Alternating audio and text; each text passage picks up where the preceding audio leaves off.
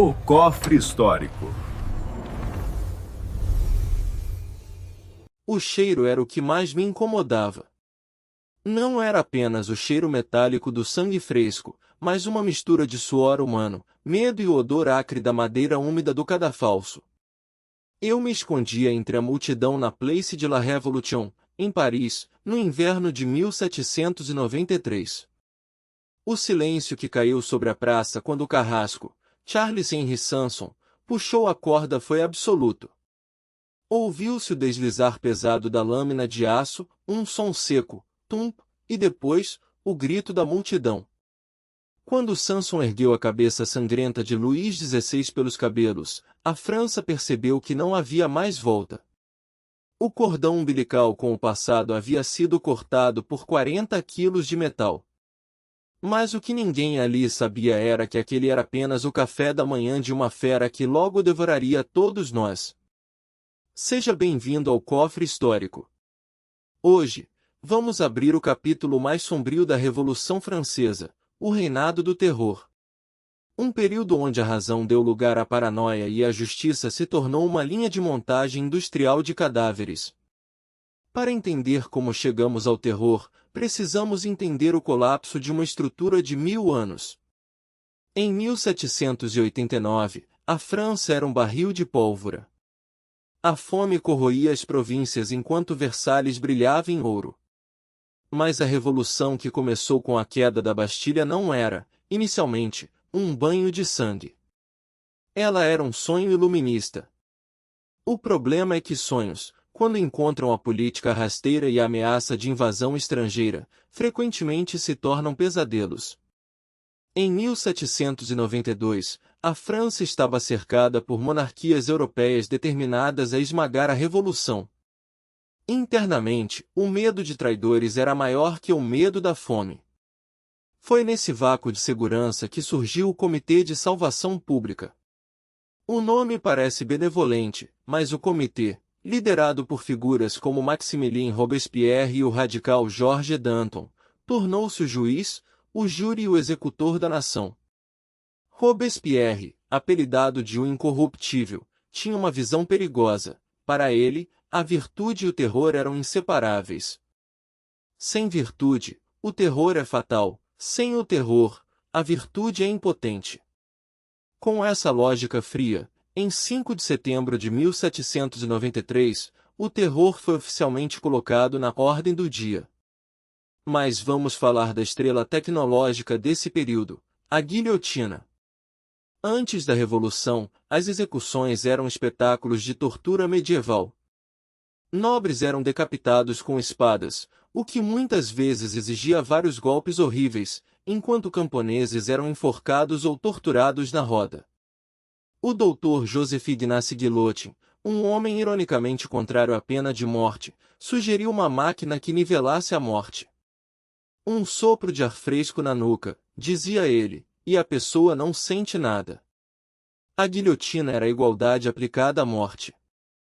Todos, do rei ao ladrão de pão, morreriam da mesma forma rápida e mecânica. A eficiência era assustadora. Um carrasco experiente conseguia decapitar 12 pessoas em menos de 10 minutos. Mas há um detalhe investigativo que os registros da época guardam de forma perturbadora: a guilhotina era rápida demais para o cérebro processar? Relatos de médicos da época, como o Dr. Segure, descrevem experimentos onde as pálpebras de cabeças recém-cortadas piscavam quando chamadas pelo nome, ou expressões de choque que duravam até 30 segundos após o golpe. A ciência da época debatia se a consciência sobrevivia por instantes no cesto divino, encarando a multidão que aplaudia sua própria morte. O terror não atingia apenas a aristocracia. Essa é a maior mentira dos filmes. Dos 17.000 executados oficialmente após julgamentos, mais de 80% eram membros do terceiro estado, camponeses, artesãos e trabalhadores que foram acusados de sentimentos antirrevolucionários. O que definia um crime? Qualquer coisa. Não usar o barrete frígio, usar o termo messier em vez de cidadão, ou simplesmente ser apontado por um vizinho invejoso que queria suas terras. O Tribunal Revolucionário suspendeu o direito de defesa. O destino era apenas a navalha nacional. A tensão em Paris era palpável. As ruas tornaram-se palcos de um teatro macabro. Surgiram as tricoteuses, mulheres que se sentavam ao pé do cadafalso, tricotando calmamente enquanto as cabeças caíam, contando os pontos conforme o ritmo da lâmina. As execuções tornaram-se o entretenimento principal. Vendia-se comida, panfletos satíricos e até miniaturas de guilhotinas para crianças brincarem. A morte tinha sido banalizada pela escala industrial. Mas o terror tinha um apetite insaciável e logo começou a devorar seus próprios arquitetos. Em 1794, Robespierre começou a ver traidores em todos os cantos, incluindo seus aliados. Georges Danton, o herói das massas e o homem que ajudou a criar o comitê, foi o primeiro grande nome a cair. Antes de subir ao cadafalso, ele gritou para a janela de Robespierre: "Você será o próximo." Ele estava certo. A paranoia de Robespierre chegou ao ápice com a Lei de 22 Prairial, que permitia condenações baseadas apenas em provas morais. Ninguém estava seguro. Nem mesmo os membros da Convenção Nacional. O fim veio de forma dramática em julho de 1794, o mês termidor no calendário revolucionário. Em um movimento desesperado de autopreservação, os outros líderes conspiraram contra Robespierre.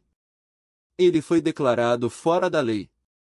Em uma tentativa fracassada de suicídio, ele deu um tiro no próprio queixo, despedaçando sua mandíbula, mas sobrevivendo.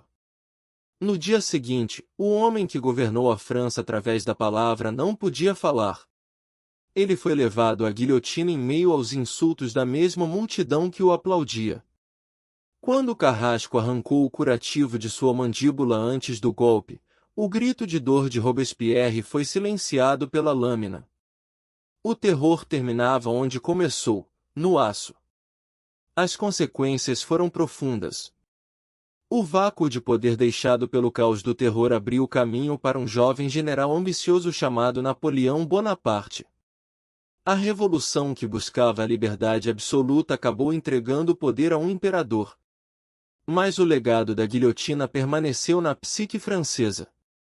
Ela não foi aposentada após o terror. Na verdade, a última execução por guilhotina na França ocorreu apenas em 1977, o mesmo ano em que o primeiro filme de Star Wars foi lançado. Olhando para trás, a Revolução Francesa nos deixa uma lição arrepiante sobre a fragilidade da civilização. Quando as instituições colapsam e o medo se torna a moeda de troca política, a distância entre a virtude e o cadafalso é apenas a largura de uma lâmina de aço. Aqueles que acreditam que podem purificar a sociedade através da violência frequentemente descobrem que a máquina que eles criaram não tem lealdade a ninguém.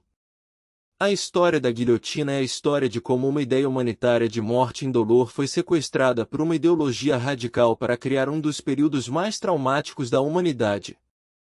Entre as datas de 1793 e 1794, a França não perdeu apenas milhares de vidas, ela perdeu sua inocência política.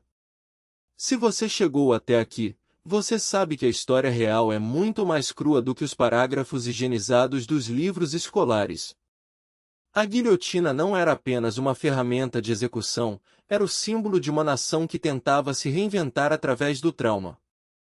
No cofre histórico, nossa missão é trazer esses detalhes que fazem a história respirar, mesmo que esse suspiro seja o último de um condenado na Praça da Revolução. O que você faria se vivesse em uma época onde um olhar errado pudesse custar sua cabeça? Como você sobreviveria ao terror? Deixe sua opinião nos comentários. Sua interação ajuda este canal a continuar desenterrando as verdades escondidas pelo tempo. Não esqueça de checar os outros vídeos do canal, onde exploramos mais conspirações e momentos que mudaram o curso do mundo.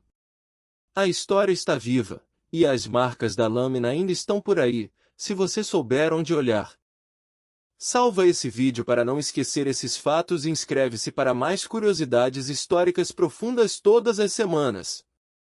Eu sou seu narrador e este foi mais um segredo revelado do nosso cofre histórico. Até a próxima investigação. Inscreva-se no O Cofre Histórico.